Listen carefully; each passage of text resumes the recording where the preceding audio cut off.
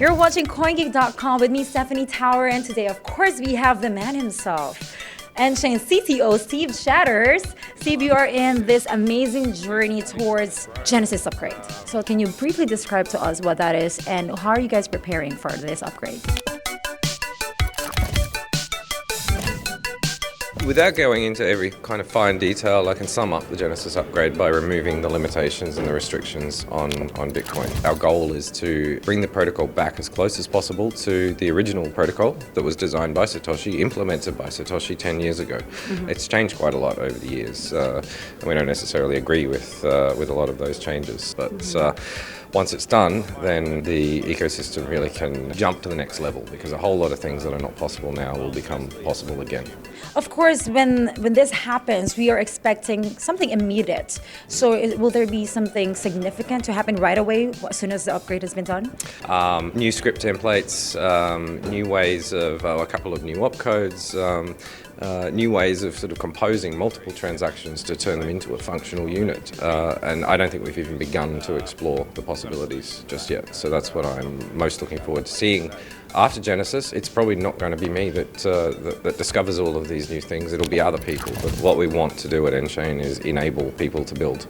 So we know for a fact how the technology is very effective, how it can be used. But then again, despite the hard work that you guys have put on it, we still get attacks from, whoever, from haters or those who are just skeptical or cynical about new technologies as a whole. But I just want to know, how does this affect you and your team? Does this affect you at all?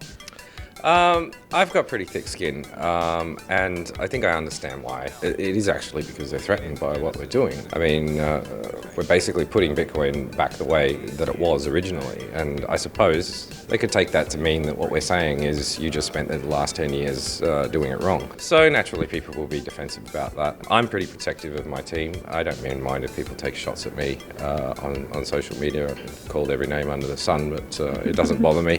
But my team, I think, are also pretty resilient to it because they're not a team that just work for us because we pay them.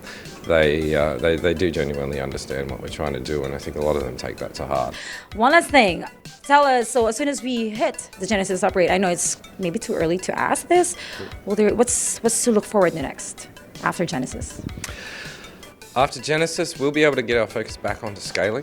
The Bitcoin SV and the Terranode teams will just be focusing on that full throttle. Other than that, it will be building on top of Bitcoin because the protocol work will have been done.